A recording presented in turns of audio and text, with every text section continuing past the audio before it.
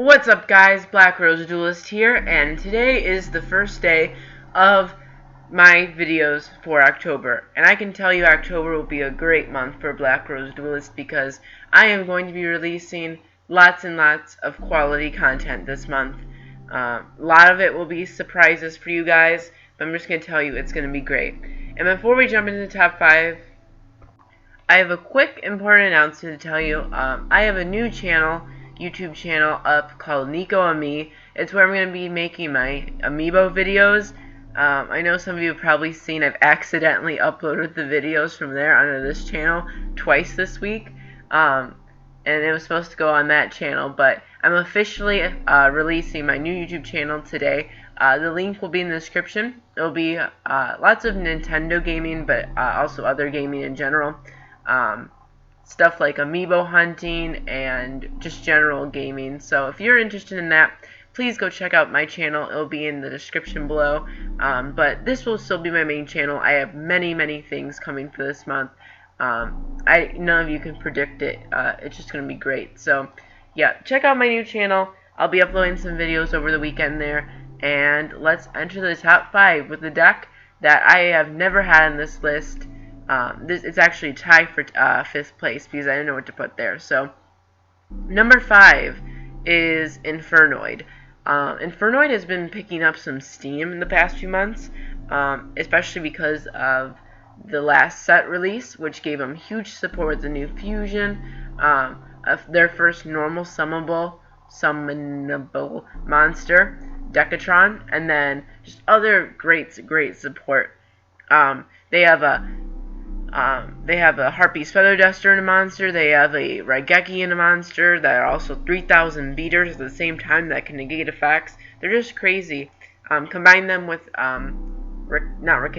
Reasoning and the Light Swarm engines, or just make them pure at this point because you have Launch, which is a double Foolish Burial.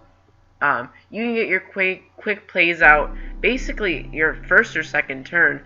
If your opponent has a field full of monsters and spells and traps, it'll be wiped out by the end of the turn, and you'll have beaters just surrounding your field. The OTK potential is crazy in this deck. The amount of power it has is just crazy, and that's another thing it shares with the other deck in number 5, is they just have so many quick attacking potential, and they're just so huge, it's crazy. Now, the other deck I have at number 5, which would be a two-way tie, is Cosmo. Cosmo is a deck kind of like Infern Node, where they can get really quick damage and big beaters on the field, like that. So, you have Emergency Teleport, which basically, if your opponent doesn't have any monsters on the field, you can go 15, search a Forerunner, banish 2000 beater that can't be targeted, and when it dies, you get another guy out. And then you gain 1000 every standby phase. Like, the fact that one emergency teleport like that can do what, I'm in math, so I should know this, 4300 damage, and then have a monster that's basically unstoppable, just crazy. So, very consistent, and they're going to get lots now, I can't speak English. Next month, they're going to be getting a lot of new support in, the next set, whatever it's called. I think it's like Dimension of Chaos. It's been confirmed there's 5 or 6 new Cosmos, so you're going to see this deck rising from number 5 for sure.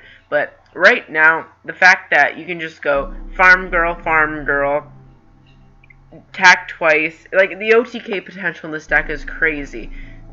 If you have no cards in your field and you're going against Cosmo, the chances of them beating you in that turn are like 99%. Quick intermission before we get into number 4. As you can tell, this is Splatoon themed, Ink themed, whatever. I made it myself, and there is an unexpected number 1. So if you want to see what the new number 1 deck is this month, it hasn't been number 1 yet, so get ready. This deck I've been talking about for what, like over a year now. Actually, the next few decks we've actually been having for a year now. It's crazy to think, like, back a few years ago, decks would leave and come back. They would never come back. They'd just come and go. But if you think about it, the past few months, we've had the same number 1 decks for forever, it seems. We've had Burning Abyss, Shaddoll, Satellars for over a year now, and it's actually crazy. You guys probably know what Brain Abyss is. I'm just going to explain why they fell down a spot or two. Yes, they did get first place at Nationals, but that was 3 or 4 months ago. We now have Norden, and that powers up the new decks unrecognizably. You can't even tell how well Norden works with these new decks. So, it's pretty crazy. The deck still has its power plays with all of its traps. Dante, triple Dante, first turn, whatever. The only thing new about this deck, I guess I could say, is Dante and Virgil have been reprinted, so you might see more people playing the deck now. And yeah, not much new with this deck. I've explained, all of you know what Burning Abyss do.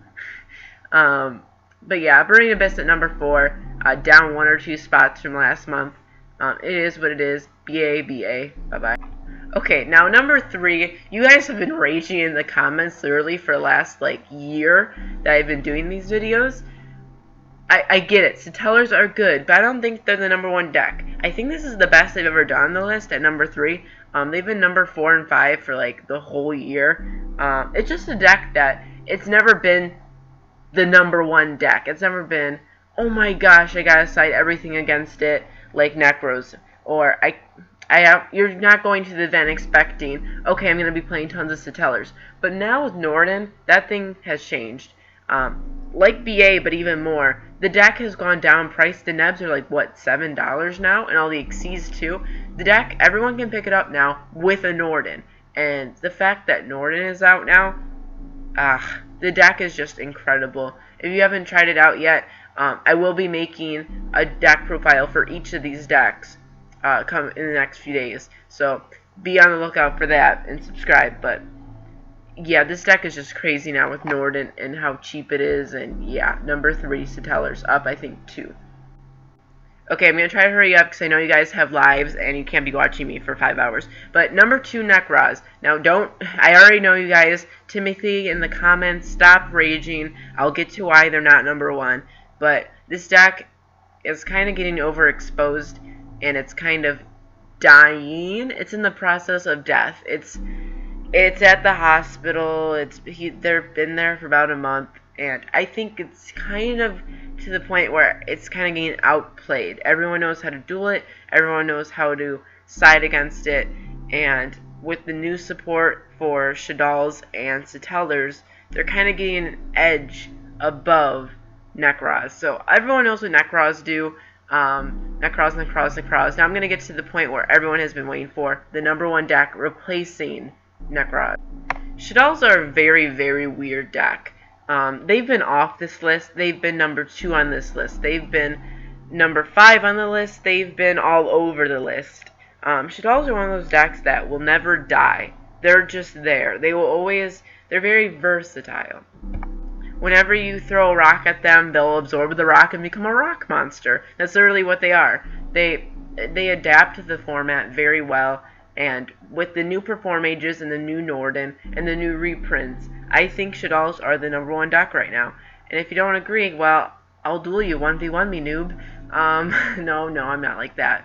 I think Necros and Shaddolls could be considered the number 1 deck combined.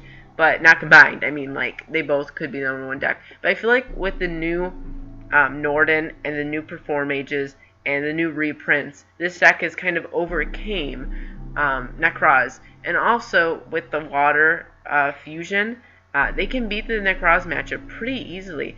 And with Perform Mages just making the deck way too strong, I think they are the number 1 deck. So yes, Shaddolls up 5, I think. Well guys, this is the end of the video. This is my top 5 decks of October 2015. I do these videos every single month at the first 5 days. Usually I'm lazy and I forget. I will be doing a deck profile of each of these top 6 decks in the next few days, along with a duel for each of them, or a duel video. So if you're excited for that, please like this video and subscribe. Also check out my new YouTube channel, Nico and Me. The link will be in the description below. And have a great October 2015.